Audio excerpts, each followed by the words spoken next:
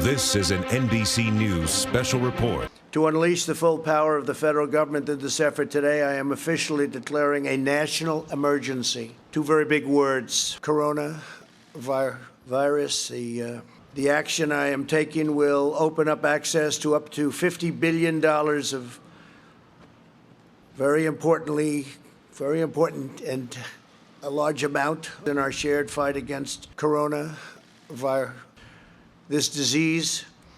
The Secretary of HHS will be able to immediately waive provisions of applicable laws and regulations to give doctors, hospitals.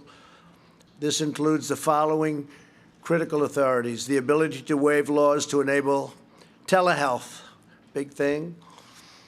The authority to waive rules to hinder hospitals' ability to bring additional physicians on board. They can do as they want. They can do what they have to do.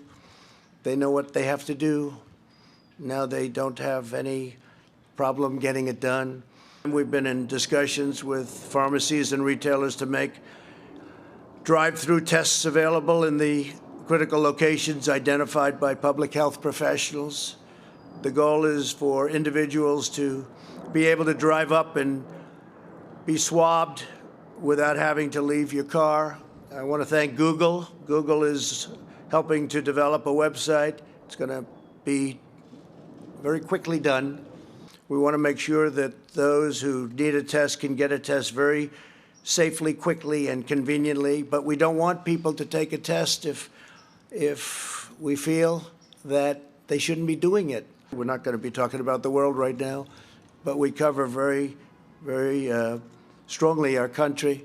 And I want to thank Deborah Birx, and I want to ask her maybe to come up and say a few words as to what's happening. Dr.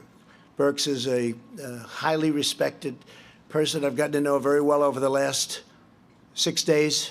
Dr. Birx, please. Thank you, Mr. President. It's a pleasure to be here with all of you. We want to also announce this new approach to testing, which will start in the screening website up here, facilitated by Google, where clients and patients and people of interest can go, fill out a screening questionnaire, move down for symptoms or risk factors, yes. They would move down this and be told where the drive-through options would be for them to receive this test. Thank you very much. Thank you very much. Great. I'd like to maybe have Tony. Do you want to come up? You become Tony, please. Thank you very much, Mr. President. This is an example of another example of what I've been referring to in my discussions with many of you in the audience, so that, as I've said many times, that curve that I refer to that goes up, we don't want to have that curve. We want to suppress it down to that small mound. Thank you. Thank you very much, Tony.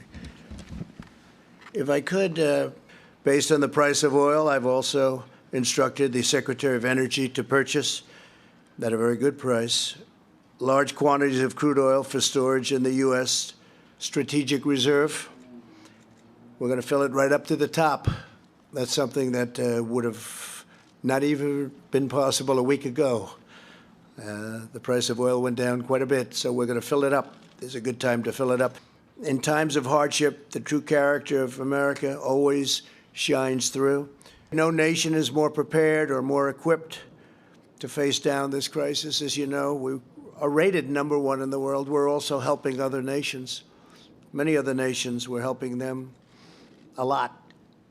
And they're doing okay in some cases. In some cases, they're not doing well at all. And we will get through this all together. We will just get through it. Thank you all very much. We appreciate it. Thank you. Thank you very much.